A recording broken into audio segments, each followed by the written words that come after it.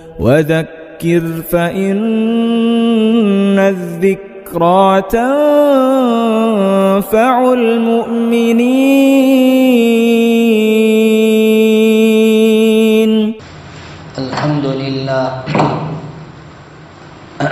الحمد لله وكفى وسلام على عباده الذين اصطفى. أما بعد فأعوذ بالله من الشيطان الرجيم. بسم الله الرحمن الرحيم.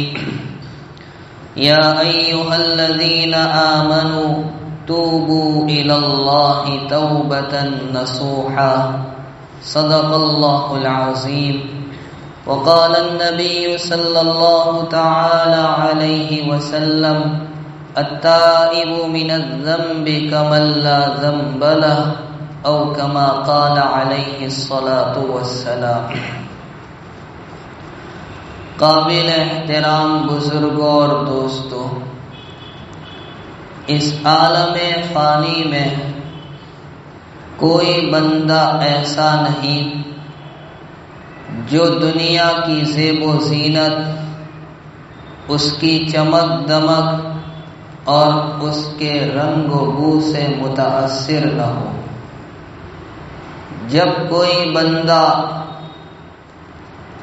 اللہ تعالی کی نافرمانی کر بیٹھتا ہے، شیاطین کے جال میں گرفتار ہو جاتا ہے، نفسانی خواہشات کے حملوں کا شکار ہو جاتا ہے اور اس سے کوئی نادانی یا غلط کام سرزد ہو جاتا ہے تو اسے ندامت، شرمندگی اور پشیمانی ہوتی ہے.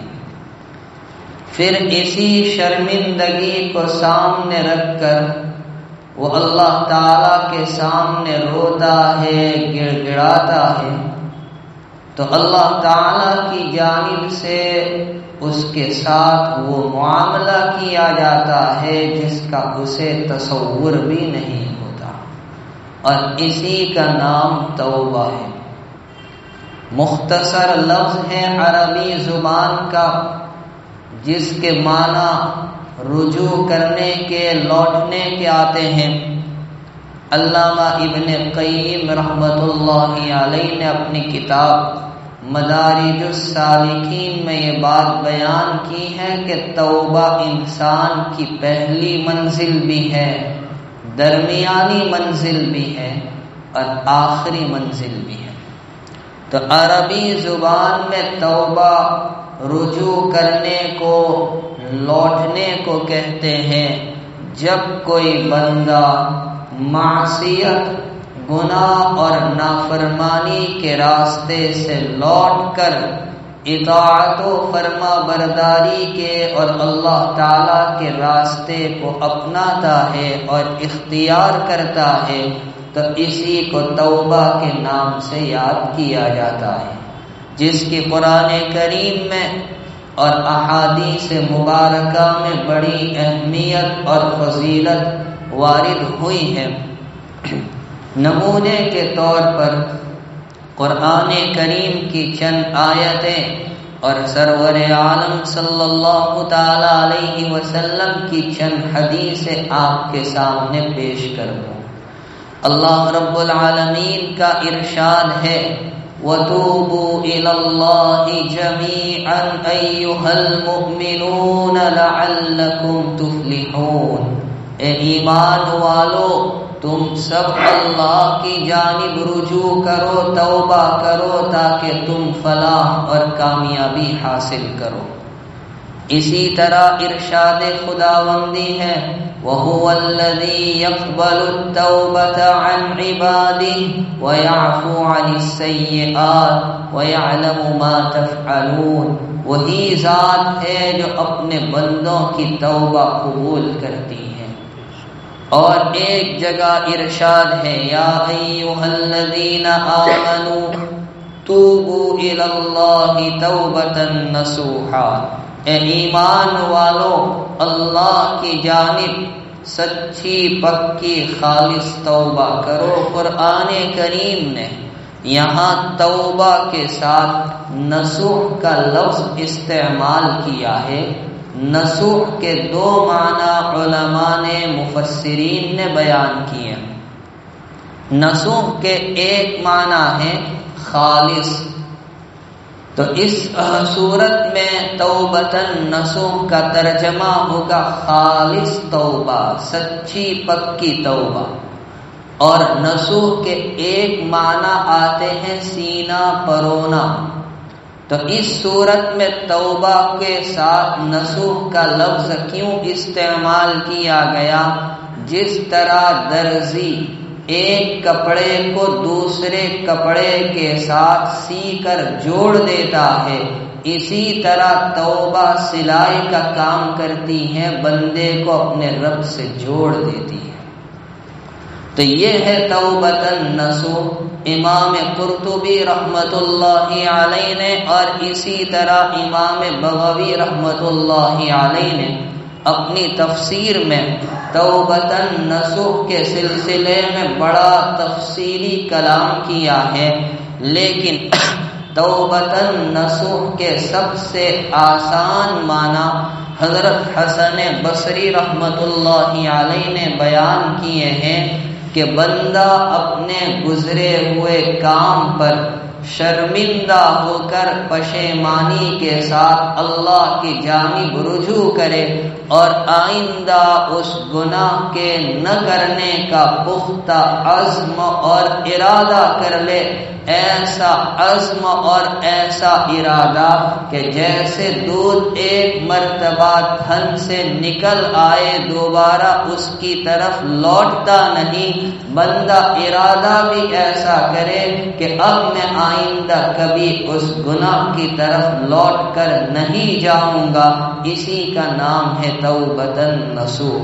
اور اسی کو اس آیت میں بیان کیا گیا، یا ایھا الذین آمنوا توبوا الی اللہ توبۃ نصوحا، اے ایمان والو تم اللہ کی جانب خالص یعنی سچی پکی توبہ کرو۔ اسی طرح ہم نبی کریم صلی اللہ تعالی علیہ وسلم کی احادیث کے ذخیرے کو اٹھا کر دیکھیں تو پتہ چلے گا سید المرسلین صلی اللہ تعالی علیہ وسلم نے توبہ کی کیا اہمیت اور کیا فضائل ارشاد فرمائے ہیں۔ فرمایا کل بنی آدم خطاؤون، ہر بنی آدم ہر انسان خطا کرنے والے ہیں، بھول چوک ہر ایک سے ہو جایا کرتی ہے۔ آگے فرمایا وَخَيْرُ الْخَطَّائِينَ التَّوَّابُونَ، بہترین گنہگار اور خطا کار وہ ہیں جو توبہ کر لیتے ہیں۔ ایک روایت میں ارشاد فرمایا التائب من الذنب کمن لا ذنب لہ، گناہوں سے توبہ کرنے والا تو ایسا ہے گویا اس نے گناہ کیا ہی نہیں۔ ایک روایت میں فرمایا کہ توبہ کرنے والا اللہ کا حبیب اور دوست بن جایا کرتا ہے۔ امام بخاری اور امام مسلم رحمت اللہ علیہما نے اپنی اپنی کتاب میں سیدنا انس بن مالک رضی اللہ تعالی عنہ کی روایت نقل کی ہے، جس میں پیغمبر علیہ الصلاۃ والسلام نے توبہ کی اہمیت کچھ اس طرح بیان کی کہ ایک بندہ کسی بیابان میں جنگل میں جا رہا ہو اور آرام کرنے کے لیے وہ اپنی سواری سے اترا ہو اور کچھ دیر کے لیے وہ سو گیا ہو، وہ سواری جس پر اس کا سامان اور کھانے پینے کا توشہ وغیرہ تھا، جب اٹھا تو دیکھتا ہے سواری غائب ہے۔ اب یہ حیران و پریشان اپنی سواری کو ڈھونڈنے اور تلاش کرنے کے لیے نکلتا ہے، لیکن بھوک اور پیاس کی شدت میں یہ پریشان ہو جاتا ہے۔ موت کا منظر اسے سامنے دکھائی دیتا ہے، یہ سوچتا ہے میں اپنی پرانی جگہ آ جاؤں اور وہیں لیٹ جاؤں اور موت کا انتظار کروں۔ وہ پرانی جگہ آ کر لیٹ کر موت کا انتظار کرنے لگتا ہے، اس کی آنکھ لگ جاتی ہے، اور جب آنکھ کھلتی ہے تو دیکھتا ہے اس کی سواری سامان کے ساتھ موجود ہے۔ بتائیے اس بندے کو کس قدر فرحت اور خوشی ہوگی۔ نبی کریم صلی اللہ تعالی علیہ وسلم اس مثال کی روشنی میں ہمیں اور آپ کو سمجھانا چاہتے ہیں کہ اس بندے کو اپنی سواری کو دیکھ کر جس قدر فرحت و مسرت ہوتی ہے، اللہ رب العالمین کو اس وقت جب کوئی بندہ صدق دل سے توبہ کرتا ہے اس سے زیادہ فرحت و خوشی ہوتی ہے۔ ایک روایت میں پیغمبر علیہ الصلاۃ والتسلیم ارشاد فرماتے ہیں، ان اللہ یبسط یدہ باللیل لیتوب مسیء النہار، اللہ تعالی رات کے وقت اپنے ہاتھ کو پھیلاتے ہیں تاکہ وہ بندے جنہوں نے دن میں کوئی گناہ کر لیے ان کی توبہ قبول کرے۔ اسی طرح دن کے وقت اللہ اپنے ہاتھوں کو پھیلاتے ہیں تاکہ وہ بندے جنہوں نے رات میں خطائیں کی ان کی توبہ قبول کرے۔ ایک اور روایت میں پیغمبر صلی اللہ تعالی علیہ وسلم ارشاد فرماتے ہیں، ان اللہ تعالی یقبل توبۃ العبد ما لم یغرغر، اللہ سبحانہ و تعالی بندوں کی توبہ اس وقت تک قبول کرتے ہیں جب تک غرغرے کی کیفیت نہ ہو۔ قرآن کریم نے دو حالتیں انسان کی بیان کی ہیں، ایک حالت میں ایمان اور توبہ معتبر اور ایک حالت میں ایمان اور توبہ معتبر نہیں۔ ایک حالت یاس کی ہے یعنی ناامیدی کی، یعنی انسان پر بڑھاپا آ جائے، بال سفید ہونے لگے، کمر جھکنے لگے، لیکن ابھی موت کے آثار اور علامت ظاہر نہیں ہوئی، تو یہ حالت ناامیدی کی حالت کہلاتی ہے، یا کوئی مہلک بیماری لگ جائے تو یہ ناامیدی کی حالت۔ اس حالت میں اگر کوئی ایمان لائے گا، کلمہ پڑھے گا، توبہ کر لے گا، وہ ایمان کلمہ توبہ معتبر۔ لیکن ایک حالت باس کی ہے یعنی پکڑ کی، جب پکڑ شروع ہو جائے، مؤاخذہ شروع ہو جائے، دوسرے عالم کی چیزیں نظر آنے لگے، اب جنت و جہنم بھی دکھائی دے رہی ہے، فرشتے بھی نظر آ رہے ہیں، اس وقت اگر کوئی ایمان لاتا ہے تو اس وقت کا ایمان بھی معتبر نہیں، توبہ کرتا ہے تو توبہ بھی معتبر نہیں۔ فرعون نے بھی ایسی ہی حالت میں کلمہ پڑھا تھا، آمنت انہ لا الہ الا الذی آمنت بہ بنو اسرائیل وانا من المسلمین، یہ کب کہے تھے؟ جب پکڑ شروع ہو گئی اور دوسرے عالم کی چیزیں نظر آنے لگی تو نبی کریم صلی اللہ علیہ وسلم فرماتے ہیں اللہ تعالی بندوں کی توبہ اس وقت تک قبول فرماتے ہیں جب تک غرغرے کی کیفیت پیدا نہ ہو۔ اور ایک روایت میں حضور علی نبینا وعلیہ الصلاۃ والسلام فرماتے اللہ تعالی بندوں کی توبہ اس وقت تک قبول کریں گے جب تک کہ سورج مغرب سے نہ نکلے۔ جس وقت سورج مشرق کے بجائے مغرب سے نکلے گا اس وقت ایمان اور توبہ کا دروازہ بند ہو چکا ہوگا۔ بہرحال قرآن پاک کی آیات میں اور احادیث نبویہ میں توبہ کی بڑی اہمیت اور بڑے فضائل بیان کیے گئے ہیں۔ حضرت امام نووی رحمۃ اللہ علیہ نے اپنی کتاب ریاض الصالحین میں توبہ کے کچھ شرائط بیان کیے۔ سب سے پہلے یہ دیکھنا چاہیے کہ اس گناہ کا تعلق حقوق اللہ سے ہے یا حقوق العباد سے۔ اگر حقوق اللہ سے ہیں تو توبہ کرنے کی 3 شرطیں ہیں۔ پہلی شرط اس گناہ کو چھوڑ دے، دوسری شرط اس پر ندامت اور شرمندگی کا اظہار ہو، اور تیسری شرط آئندہ نہ کرنے کا پختہ عزم اور ارادہ ہو۔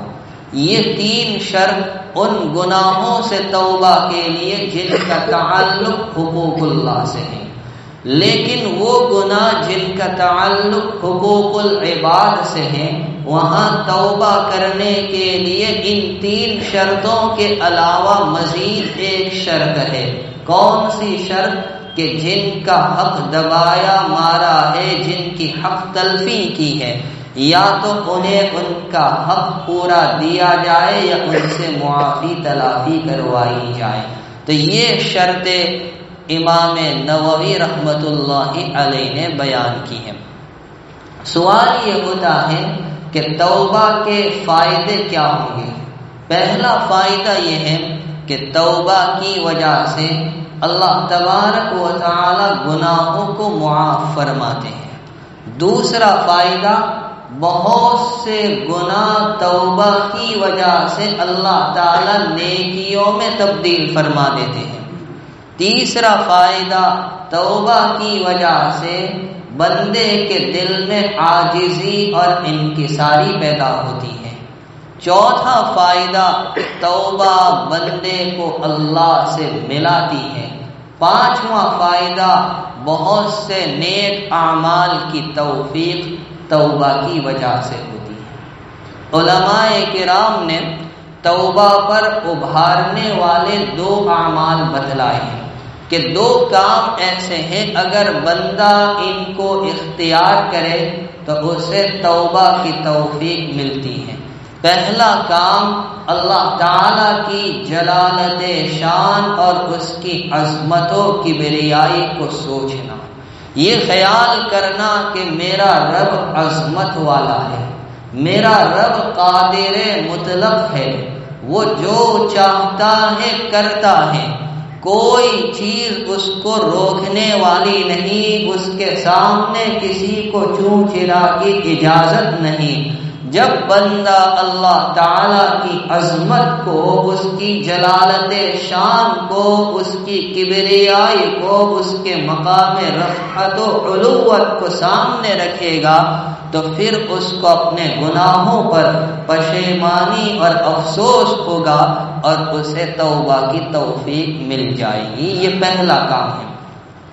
دوسرا کام، موت کا منظر اپنی آنکھوں کے سامنے رکھنا۔ جو بھی موت کو سوچے گا اسے توبہ کی توفیق ملنا یقینی ہے۔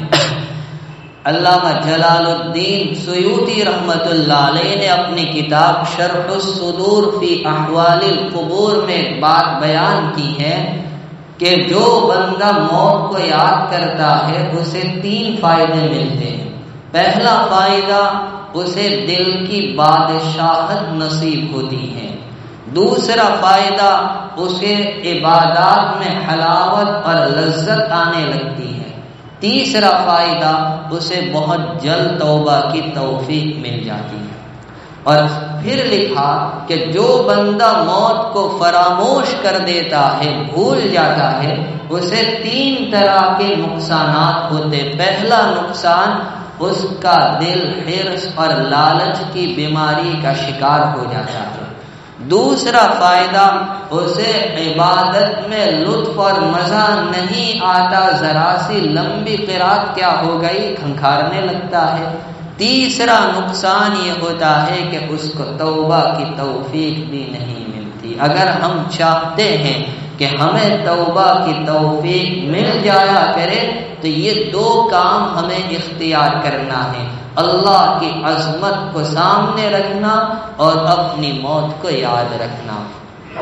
اب ایسے موقع پر ایک سوال پیدا ہوتا ہے کہ جب توبہ کی اتنی اہمیت ہے، اتنی فضیلت ہے، اتنے فوائد ہیں، تو پھر بندے توبہ کیوں نہیں کرتے؟ اللہ کی جانب رجوع کیوں نہیں کرتے؟ حضرت حکیم الامت تھانوی علیہ الرحمہ نے اس سلسلے میں بڑا اچھا کلام فرمایا ہے کہ ہم توبہ کیوں نہیں کرتے۔ توبہ نہ کرنے کی وجوہات کیا کیا ہے؟ سب سے پہلی وجہ حضرت نے یہ بتلائی کہ ہمیں شریعت کا علم نہیں ہے، جہالت کی بیماری ہمارے اندر سرایت کر چکی ہے۔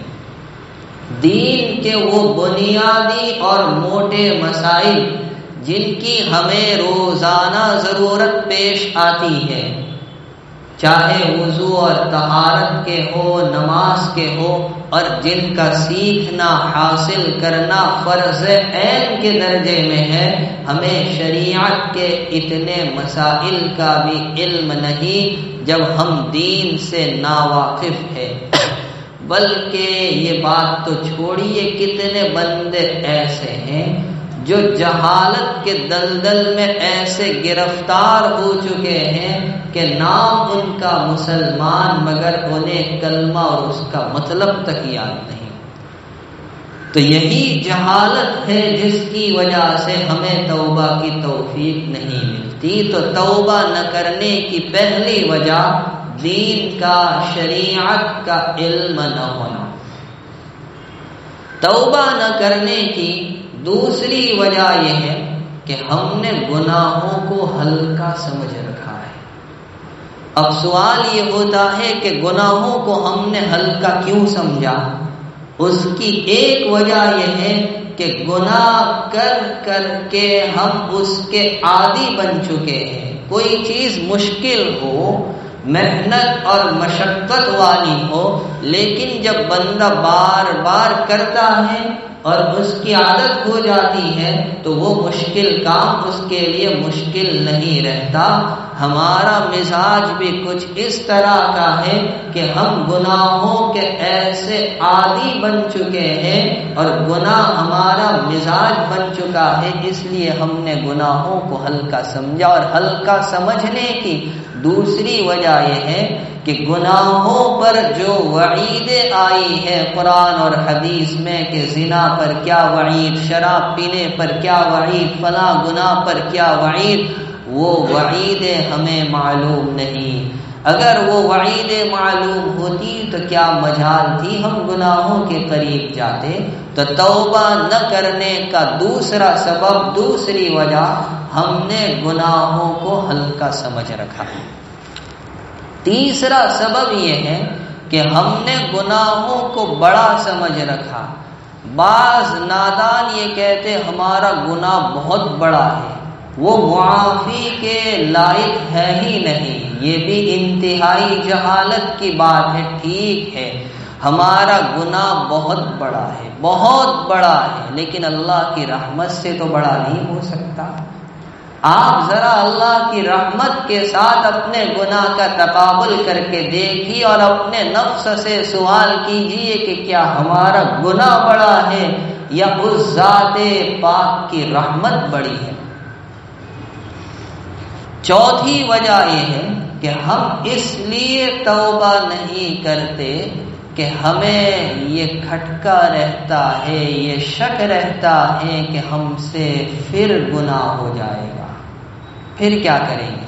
کوئی بات نہیں، اللہ کا دروازہ ابھی کھلا ہے، بند نہیں ہوا ہے۔ حافظ شیرازی رحمت اللہ علیہ یہی تو شعر کے ذریعے سمجھا کر گئے، باز آ باز آ ہر آنچ ہستی باز آ، اے میرے بندے میری جانب کو تو چلا آ، میری جانب کو تو چلا آ، تو کیسا بھی ہو میری جانب کو چلا آ، گر کافرو گبرو بت پرستی باز آ، اگر تو کافر ہے، مجوسی ہے، بت پرست ہے، کیسا بھی ہے، میری جانب کو چلا آ۔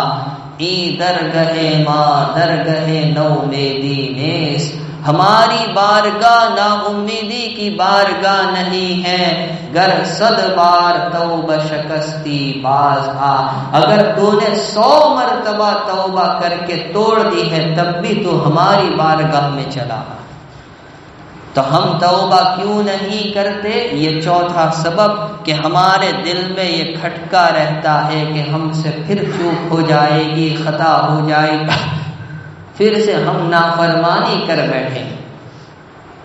پانچویں وجہ ہم توبہ اس لیے نہیں کرتے کہ ہم یہ سوچتے ابھی تو زندگی کا بڑا حصہ باقی ہے، جب بڑھاپے میں قدم رکھیں گے، بال سفید ہونے لگیں گے تب توبہ کریں گے، ابھی تو جوانی سے لطف اٹھانے دیجئے۔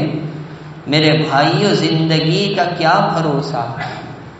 پچھلے دنوں میں، مہینوں میں ہم نے کتنے ایسے واقعات دیکھے کہ جو چند گھنٹے پہلے ہمارے درمیان موجود تھے، آج وہ اپنی قبروں میں آرام فرما۔ تو یہ بھی ہماری ایک نادانی ہے جو ہم نے یہ خیال کر رکھا ہے کہ ابھی تو زندگی سے لطف اور فائدہ اٹھانا ہے، بڑھاپے کی دہلیز پر جب قدم رکھیں گے تب جا کر توبہ کریں گے۔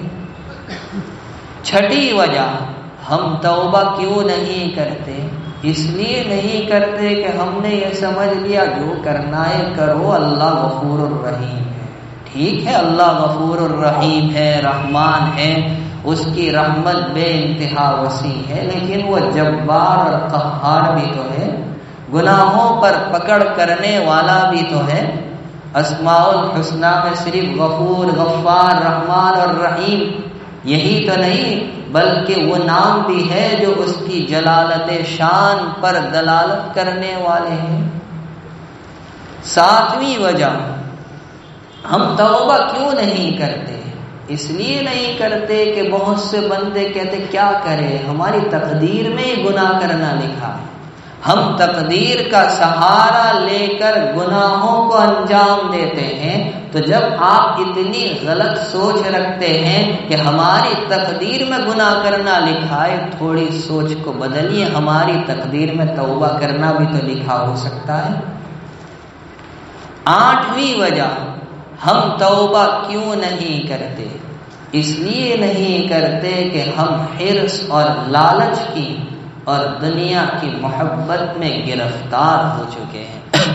حرص اور لالچ نے اور حب دنیا نے ہمارے ضمیر کو ایسا مردہ کر دیا کہ ہمیں نماز کی طرف، اللہ کی یاد کی طرف، توبہ کی طرف اور اس کی بارگاہ میں متوجہ ہونے کی توفیق اور فرصت نہیں ملتی۔ میرے بھائیوں، ہم اللہ کے در کی جانب آ کر تو دیکھیں کیا ملتا ہے۔ سفیان ثوری رحمت اللہ علیہ کے پڑوس میں ایک شرابی رہتا تھا، آپ سوئے تھے، خواب میں اللہ کی زیارت ہوئی، کہا جاؤ آپ کے پڑوس میں ہمارے ولی کا انتقال ہوا، آپ اس کو غسل دیجئے اور اس کی نماز پڑھ کر دفن کیجئے۔ بڑا تعجب ہوا کہ پڑوسی تو شرابی ہے، فاسق فاجر۔ گھر والوں سے تحقیق کی کہ اس نے اخیر وقت میں کیا جملے کہے تھے، تو کہا اس نے یہ جملے کہے تھے، اے دنیا اور آخرت کے مالک، اس بندے کی مغفرت فرما جس کے پاس نہ دنیا ہے نہ آخرت ہے۔ ہماری رحمت جوش میں آ گئی اور ہم نے اس کی مغفرت کر دی۔ حضرت بشر حافی رحمت اللہ علیہ کا نام آپ نے سنا ہوگا، بہت بڑے بزرگ اور اللہ کے ولی۔ جب ان کا انتقال ہوا تو مجمع اتنی کثیر تعداد میں تھا کہ صبح میں جنازہ اٹھا اور قبرستان پہنچتے ہوئے عشاء ہو چکی تھی۔ امام علی ابن المدینی رحمت اللہ علیہ، جو امام بخاری رحمت اللہ علیہ کے بھی استاد ہیں اور رئیس المحدثین کہلاتے ہیں، انہوں نے یہ منظر دیکھ کر کہا تھا کہ آخرت کے اعزاز سے پہلے دنیا میں ان کا یہ اعزاز ہے تو آخرت کا اعزاز کیسا ہوگا۔ لیکن ان کی ابتدائی زندگی عجیب تھی، شرابی تھے، فاسق فاجر تھے، شراب و کباب کی محفل جمی تھی۔ کسی نے دروازے پر دستک دی، کوئی اللہ کا بندہ تھا، ان کا غلام یا باندھی گئی۔ اس آنے والے نے پوچھا صاحب الدار حر ام عبد، گھر کا مالک آزاد ہے یا غلام ہے؟ باندھی نے جواب دیا آزاد ہے۔ اس نے اتنا ہی کہا آزاد ہے تبھی تو ایسا آوارہ ہے، غلام ہوتا تو ایسا نہ ہوتا۔ آپ نے یہ جملے سن لیے، خیر وہ تو چلا گیا۔ آپ نے اپنی باندی سے پوچھا، اس نے کیا کہا؟ اس نے یہ پوچھا گھر کا مالک کون ہے، کیسا ہے، آزاد ہے یا غلام؟ میں نے کہا آزاد ہے۔ کہاں آزاد ہے؟ تبھی تو ایسا آوارہ ہے، غلام ہوتا تو نہ ہوتا۔ آپ گئے دوڑے ہوئے اس کے پیچھے، اس کو پوچھا کہ بھائی تو نے کیا کہا؟ کہ میں نے یہ کہا۔ کہ نہیں، میں آزاد نہیں ہوں، میں غلام ہوں، میں اللہ کا غلام ہوں، میں اللہ کا غلام ہوں۔ کہتے اس وقت انہوں نے توبہ کی، پیر میں جوتے نہیں پہنے تھے، اور عربی زبان میں حافی کھلے پیر والے کو کہا جاتا ہے، اور آپ نے یہ ٹھان لی کہ اب مرتے دم تک جوتے نہیں پہنوں گا، اس لیے آپ کے نام کے ساتھ حافی لکھا جاتا ہے، بشر حافی۔ پھر اللہ نے وہ مقام دیا جو میں نے آپ کو بتلایا۔ شیخ الاسلام مفتی تقی عثمانی صاحب دامت برکاتہم ساؤتھ افریقہ کا سفر کر رہے تھے۔ اللہ والوں کے دل پر اللہ عجیب باتیں ڈالتا ہے۔ تو ایک جگہ آپ نے دیکھا بہت خوبصورت پودا ہے، خوشنما پتے ہیں، جی چاہا کہ چند پتے توڑ لو، تو توڑنے کے لیے ہاتھ بڑھایا، ساتھیوں نے ہاتھ کھینچا، مفتی صاحب کیا کرتے ہو؟ کہا پتے بڑے اچھے ہیں، جی چاہا چند پتے توڑ لو۔ کہ آپ کو معلوم ہے؟ کہ کیا؟ ان پتوں کو چھونے سے ایسا زہر چڑھتا ہے جیسے سانپ بچھو کے ڈسنے سے۔ کہ اللہ تیرا شکر ہے تو نے جان بچائی۔ پھر انہوں نے کہا ساتھیوں نے کہ جہاں یہ پتے ہوتے ہیں لازمی طور پر دوسری شاخ پر دوسرے پتے ہوتے ہیں، اس کی کیفیت کچھ اور ہے کہ پہلے پتے کو چھونے سے جو زہر چڑھا دوسرے کو ہاتھ لگانے سے وہ زہر اتر جاتا ہے۔ تو آپ نے اپنے ساتھیوں سے اور رفقا سے فرمایا کہ گناہ اور توبہ کی مثال بھی کچھ ایسی ہے کہ گناہ کی وجہ سے بدن میں زہر چڑھ جاتا ہے، لیکن جب توبہ کے پتوں کو چھو لیا جاتا ہے تو وہ زہر اتر جاتا ہے۔ اللہ تعالی مجھے آپ تمام کو، جمیع امت کو توبۃ نصوح کی توفیق عطا فرمائے، آمین۔ وآخر دعوانا الحمدللہ۔